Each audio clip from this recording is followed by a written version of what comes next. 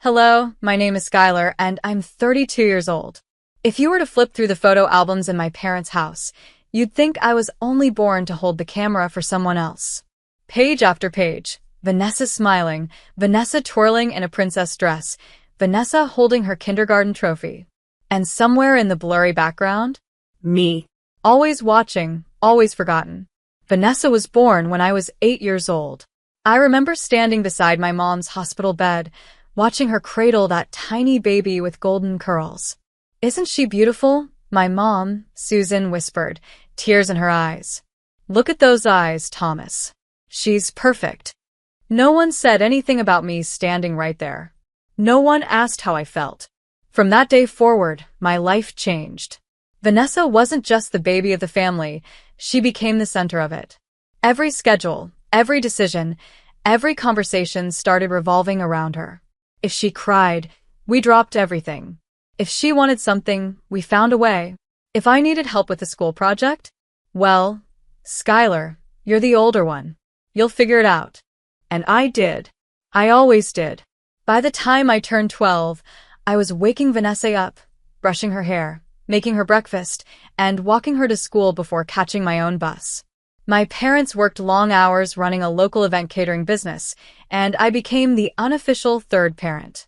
I wasn't just her big sister. I was her second mother. At 14, I began working evenings doing digital flyer design for small businesses in the neighborhood. I told people it was for experience, but the truth was, I was trying to cover Vanessa's new dance shoes, recital fees, and school supplies. My mom would say, "Skylar's so responsible," as if responsibility were a personality trait instead of a burden I never chose. At 16, I added part-time photography work on weekends. My paycheck went toward Vanessa's art classes, field trips, and trendy clothes. My friends talked about concerts and crushes. I talked about balancing schedules and missing sleep. Still, I told myself it was okay. One day, Vanessa would see it. One day, my parents would see me, not just the help, not just the dependable one, but as a daughter who mattered. But the years passed, and nothing changed. Vanessa remained the shining star, graceful, charming, effortlessly adored. She never had to ask twice. I, on the other hand, had to remind my parents 3 times just to sign a permission slip for my debate tournament. When college applications rolled around, I had dreams, real ones. I had the grades, the awards, even partial scholarships to out-of-state schools. I remember holding my acceptance letter to a top university, heart pounding, imagining my life finally beginning. But when I showed it to Mom, she barely looked up from the sink. "Skylar, that's wonderful. But who's going to help Vanessa with her college prep? We can't afford that kind of tuition. You'll understand. You're practical." Just like that, my dreams were dismissed. I crumpled the letter into a drawer and enrolled in the local city college. And with that one decision, I convinced myself, again, that it was okay to put everyone else first. But deep down, something inside me began to fracture. I told myself it was just a few more years. Just get through college, help Vanessa until she's on her own, then maybe, just maybe, I'd finally have space to breathe. But just a few years turned into a sentence I couldn't escape. I enrolled in community college while continuing to work. I picked up freelance graphic design gigs during the day, worked part-time at a print shop in the evenings, and spent my nights tutoring local kids in math just to keep the lights on. My parents still owned their catering business, but things had slowed down, and once again, the silent expectation fell on me. Hold things together. And I did. Vanessa? She was blooming. She became the girl with the best hair, the latest clothes, and the kind of laugh that turned heads in hallways. She joined the cheer squad, got extra help from private tutors, and even had a custom-made prom dress flown in from New York. All paid for by me. Every time I hesitated, every time I thought about saving for myself, Susan would gently say, "She's still young, Skylar. She needs support. You're so mature, you understand, right?" And I always said yes. Not because I wanted to, but because saying no felt like betrayal. That was the role assigned to me. The older sister who never complains, who's always there, who sacrifices without question. When I was 21 and Vanessa was 13, I gave her my laptop because, Everyone else in her class had MacBooks. I rode the city bus to class while she was dropped off at school in Uber rides I paid for. She posted selfies with quotes like, "Grateful for my blessed life," while I stayed up till 3 a.m. editing wedding invites for clients I never even met. She never asked where the money came from. No one did. After graduating with a degree in digital media and communications, I landed a full-time position at a marketing agency as a junior brand consultant. It wasn't glamorous, but it paid the bills. For the first time, I rented a small studio apartment, just a tiny space with peeling paint and creaky pipes, but it was mine. I thought that would be my turning point, a fresh start. But my phone rang the day after I moved in. It was Mom. "Skylar, honey, Vanessa's applying for her college now. She needs help with entrance coaching. It's quite expensive and your father and well, things have been tight." Of course they were tight. They'd spent most of their savings on her tutoring, her competitions, her everything. So I took on extra freelance contracts, cut back on groceries, and skipped doctor's appointments to make sure she got in. When the acceptance letter from Woodbridge University arrived, a prestigious private school with a price tag to match, our parents hosted a dinner to celebrate. "We've been saving for this since she was born," Dad beamed. I nearly dropped my fork. Saving for her? I looked around the table at the gourmet meal, the glowing faces, the champagne glasses clinking. No one noticed me freeze. No one remembered that I was still paying off student loans, that I had once given up my own scholarship dreams without a word. I sat there quietly, the taste of resentment rising like bile in my throat, and smiled for the camera while they posed with Vanessa and her acceptance letter. Somewhere deep inside, I knew something was changing, and once it broke, there'd be no putting it back together. At first, I told myself maybe this was the last stretch. Vanessa was finally in college, Woodbridge University, one of the most expensive private colleges in the state, and once she settled in, maybe I could finally focus on myself. But I should have known better.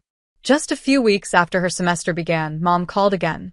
"Skylar, sweetheart," she said with her usual syrupy tone. "Vanessa's having a hard time adjusting. The rent in her apartment is more than we expected. Can you help?" Just until she finds her rhythm. That was just the beginning. First rent, then books, then a new laptop, then an iPhone. "The one you gave her last year is outdated," Mom said casually. "All the other students have the latest one." Then came clothes, food stipends, private workshops, conferences, and weekend getaways with her classmates. Every week, there was a new reason for me to open my bank app and send money. Vanessa never asked me directly. She never even said thank you. She just posted filtered photos with captions like, "Chasing dreams while I skipped breakfast to pay for her adventures." I stopped counting how many freelance jobs I took on, ghostwriting blogs, designing business cards, editing social media content for influencers I didn't even follow. My apartment started to look more like an office. My mattress sat on the floor, and I hadn't replaced the broken heater in over a year. One night, while reviewing my monthly budget, I realized I had only $123 left in my checking account. That same week, Vanessa posted photos from a spa retreat in Aspen. I stared at the screen for a long time, the rage and sorrow mixing like poison in my chest. But I didn't say anything. I couldn't, because if I complained, I was selfish. I was jealous. I was the older sister, and older sisters understand. When Vanessa turned 21, Mom organized a grand birthday dinner. Vanessa wore a sparkling silver dress I had paid for. The restaurant bill alone could have covered 2 months of my rent. Mom raised her glass and said, "To our shining star." I was sitting right there. And still, I wasn't seen. Then came the phone call that changed everything. "Skylar," Mom chirped, "Vanessa's getting engaged." The words hit like a gust of cold wind. "To Jason. He's such a wonderful young man, comes from a great family. They're planning a beautiful wedding next summer." I forced a polite laugh. "That's wonderful." And then, as casually as someone asking me to pass the salt, she said, "We'll need your help, of course. Just a bit to make Vanessa's special day perfect. It's what family does." My stomach twisted. I already knew what was coming. But I asked anyway. "How much?" Oh, nothing too crazy, she said sweetly. Just $25,000. I nearly dropped the phone. That's a lot, I said slowly. But it's her wedding, she replied. Don't you want her to feel beautiful and celebrated? And I said yes. Again. I don't know why. Maybe because it was easier than arguing. Maybe because I still held on to the smallest hope that one day they'd see me, not as a wallet, not as a backup parent, but as their daughter. The next morning, I transferred the funds. I told myself it was the last time. I didn't know yet just how wrong I was. The weeks following the money transfer blurred into exhaustion. I had emptied my savings to pay for Vanessa's wedding, $25,000 gone with a single tap on my screen. And yet, the text kept coming. Skylar, can you help pick out the flower arrangements? Skylar, the custom cake tasting is on Friday. Vanessa wants you there. Skylar, we need someone to handle the music contracts. You're so good at logistics. I was already working 12-hour days at the agency and freelancing late into the night just to survive. My rent was 2 weeks overdue. The shoes I wore had holes in them. But I nodded and said yes, because saying no had never been allowed. At one point, my coworker Monica pulled me aside during lunch. Are you okay? She asked, her voice gentle. I glanced at my reflection in the glass. Dark circles, hollow cheeks, hair tied back with the same elastic band for 3 days. I looked like a stranger. I'm fine, I lied. Just tired. My sister's getting married soon. Must be exciting, she said with a smile. Exciting. That wasn't the word I'd use. Vanessa's wedding was becoming a monstrous production. She wanted live doves, imported orchids, a hand-sewn designer gown flown in from Italy. And somehow my parents kept nodding in agreement. During a family dinner one weekend, Susan clinked her glass dramatically. We are so proud of Vanessa. She's going to have the most beautiful wedding anyone's ever seen. They all toasted. I sipped water. Jason, her fiancé, seemed pleasant enough, polite, professional, a little bland. But even he seemed overwhelmed by Vanessa's extravagant demands. I caught his eyes a few times across the room. He always looked tired. The night before the rehearsal dinner, I was going over the vendor checklists when I realized I had forgotten to buy groceries for myself. I opened my fridge and found a jar of mustard and half a lemon. That was it. I sat down at the kitchen table, bills spread out in front of me, heart pounding. I had nothing left. No savings. My credit card was maxed. My phone bill was overdue. But the worst part? I had no one to talk to. I hadn't had a real conversation in weeks. No one asked me how I was doing. No one even noticed I was slowly vanishing. Then came the call. It was my mom. Skylar, honey, I know the wedding is tomorrow, but there's just one more thing. I closed my eyes. Vanessa and Jason want to go to Hawaii for their honeymoon, she continued. She found this beautiful private resort with overwater bungalows and 24-hour butler service. I said nothing. She asked me to talk to you. The trip is going to cost around $20,000. I told her you might be able to cover it. My hand trembled on the phone. No, I said quietly. There was a pause. What? I said no, Mom. I'm not doing it. I've already paid more than anyone ever should. I'm done. The silence was deafening. Then she sighed. Well, that's disappointing. And hung up. The next morning was the wedding. Everything looked perfect. Flowers, lights, music, Vanessa's sparkling gown, the guests clapping. And I knew something was going to break. I just didn't know yet how violently it would happen. I arrived at the wedding venue early, dressed in the only formal dress I owned, a navy blue piece I had worn twice before. My heels were scuffed, my makeup minimal. I hadn't had time for a haircut in months, but none of that mattered. I was here to smile, assist, and vanish into the background. Just like always. The venue was breathtaking. Rows of white roses lined the aisle. Gold-rimmed glasses sparkled on the tables. A 4-tier cake stood proudly at the center, surrounded by Swarovski crystal centerpieces. I had arranged every vendor, scheduled every delivery, confirmed every detail. I stood alone near the back, watching guests mingle, sipping champagne, laughing in curated elegance. Then I saw her, Vanessa. She twirled in her custom gown like a princess in a fairy tale. She spotted me and waved dramatically. I raised my hand weakly in return. Even from across the room, I could see it. She was glowing. And I was invisible. Then Susan approached me with a smile that didn't reach her eyes. "Honey," she said sweetly. "Vanessa wanted me to follow up about the honeymoon." "I already said no," I replied, voice steady. Susan blinked. "Don't be unreasonable. It's only $20,000. You paid for everything else. What's a little more?" I felt the breath leave my lungs. "You people are unbelievable," I whispered. She looked shocked. "Excuse me?" But before I could respond, Vanessa stormed over in a flurry of white lace and entitlement. "What is your problem?" she hissed. "Jason and I need this honeymoon. It's our reward after months of stress." "My problem," I said, trembling, "is that I've spent the last decade paying for your life." Jason walked up behind her, watching quietly. "You've crossed the line, Skylar," Vanessa snapped. "You're a bitter, ugly little woman, and that's why no one loves you. No wonder you're still single." The words hit me like knives. "I said no, Vanessa," I repeated. "That's final." She went silent for a moment, and then she snapped. Before anyone could stop her, Vanessa grabbed a metal ice bucket from a nearby champagne station, lifted it by the handle, and slammed it against the side of my head. The room froze. Guests gasped. Someone screamed. Champagne glasses dropped and shattered. Pain exploded through my skull. I stumbled but didn't fall. Blood trickled down my temple. I raised a hand to my head and stared at it, red and shaking. But I stayed standing, and I looked my sister in the eye. "You've gone too far," I said, voice low but deadly calm. "All of you. And now you're going to pay for it." I pulled out my phone and dialed 911.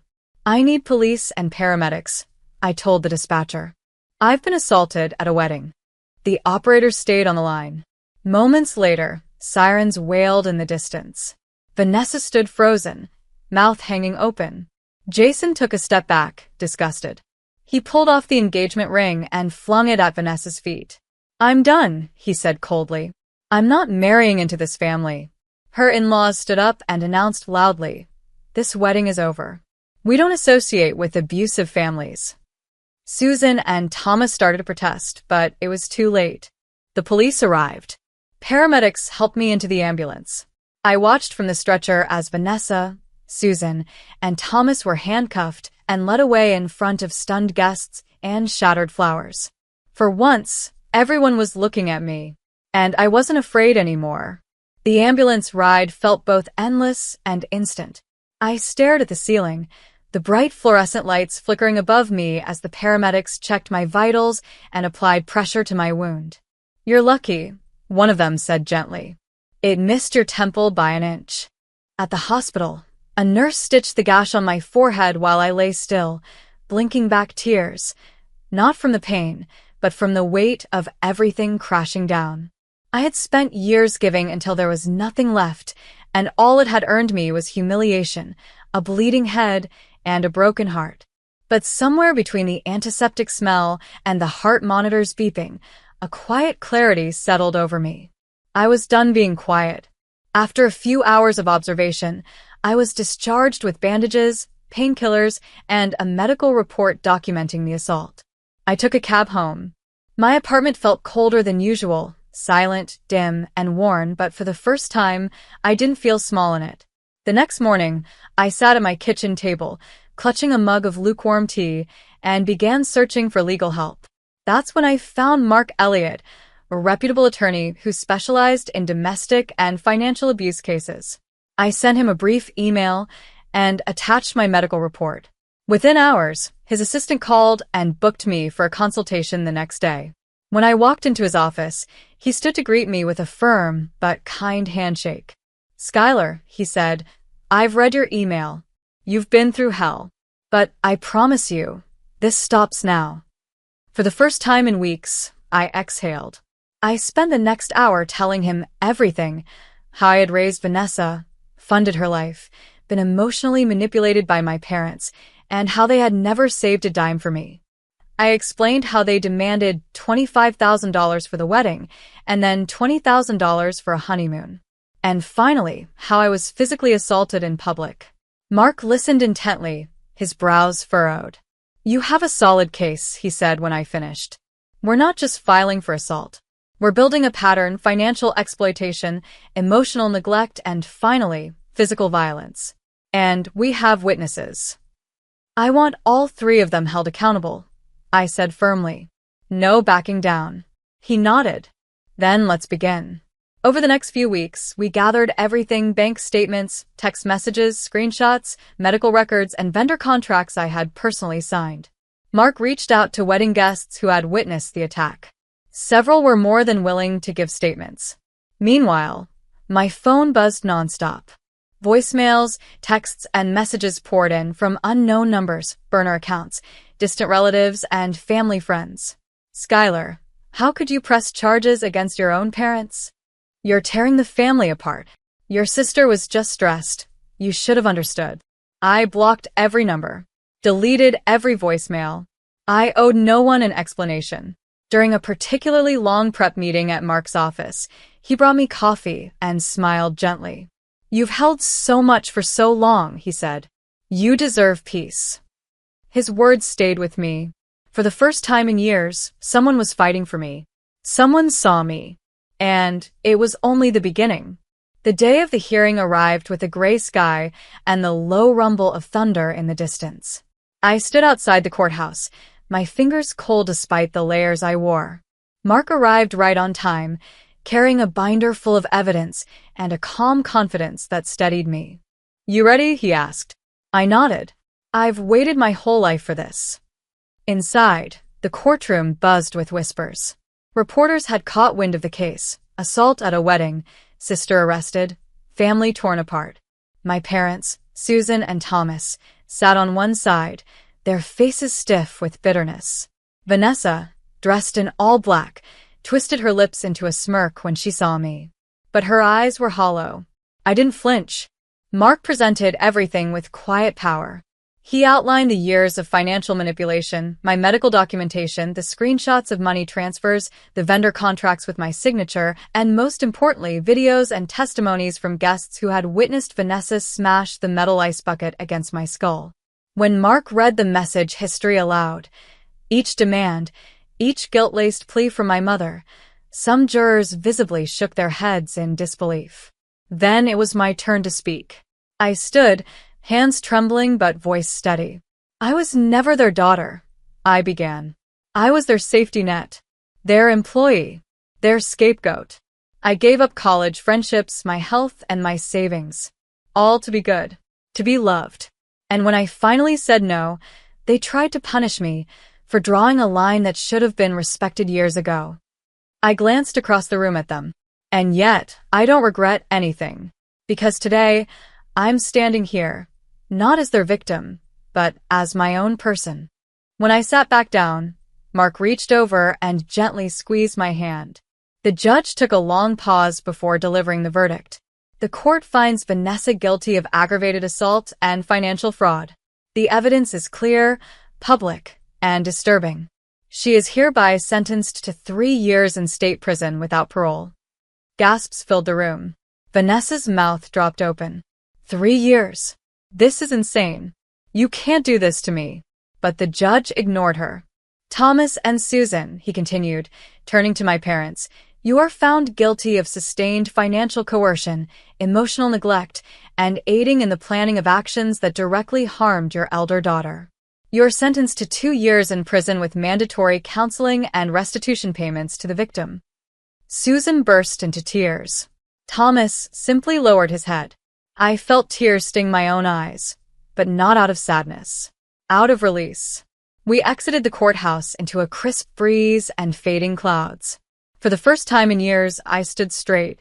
No weight, no guilt, just peace. Outside, reporters shouted questions, cameras flashing, microphones shoved in our faces. Mark shielded me with his arm and whispered, "Ignore them. You've done enough." I turned to him, heart racing. I don't even know how to thank you. He smiled, slower this time. There's something I've been wanting to say, but I didn't think the time was right until now. I raised an eyebrow. I didn't just admire your strength in court, he said gently. I admire you. All of you. I blinked, stunned. He reached into his coat pocket and pulled out a small, velvet box, not with a ring, but with a silver bracelet. Let's start with coffee. Then maybe a future. I laughed softly, for the first time in forever. Sounds perfect. 6 months after the courtroom doors closed behind my parents and Vanessa, the silence in my life didn't feel empty anymore. It felt peaceful. I had resigned from my agency job and focused fully on freelance consulting. No more 12-hour shifts. No more answering calls that drained the life out of me. I painted my apartment walls for the first time, bought furniture I actually liked. I even got a plant and remembered to water it. But the most unexpected part? Mark. True to his word, we started with coffee. One quiet Saturday morning, we sat across from each other at a bookstore cafe, both pretending not to notice how often we smiled at each other.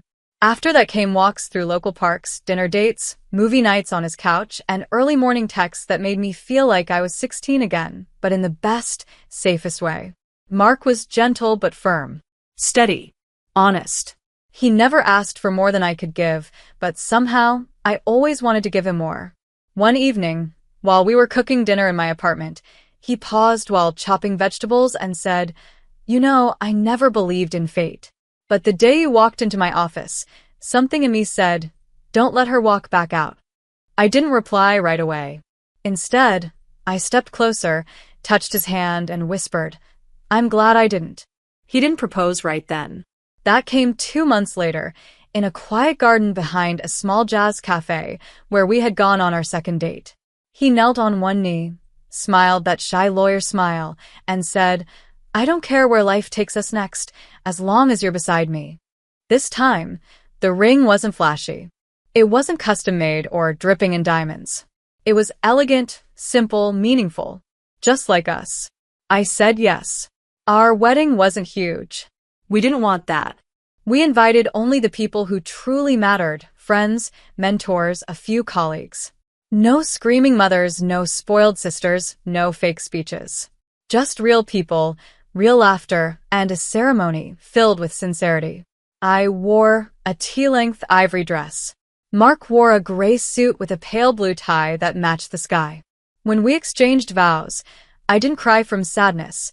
I cried because I couldn't believe this life was finally mine. No more walking in shadows. No more being overlooked. No more living for people who would never appreciate me. I stood beside a man who saw me, valued me, and chose me, not for what I could do, but for who I was. After the ceremony, we danced barefoot under strings of warm lights, and I felt something lift from me. Years of resentment, of guilt, of buried pain. Gone. Somewhere in the back of my mind, I thought of Vanessa, Susan, and Thomas. I didn't wonder where they were. I didn't need to. Their story had ended in a courtroom. Mine was still being written. Later that night, curled beside Mark on our wedding night, I looked at the photo on my bedside table. One of me alone, smiling softly, free. And I realized something I wish I'd known sooner. A happy ending isn't always the one you dream of as a child. Sometimes it's the one you fight for as an adult. And I had finally won mine. Thanks for watching. If you enjoyed the story, don't forget to like, leave a comment, and subscribe to the channel for more powerful and emotional stories just like this one. Your support means a lot, and it helps us bring you more content every week. See you in the next video.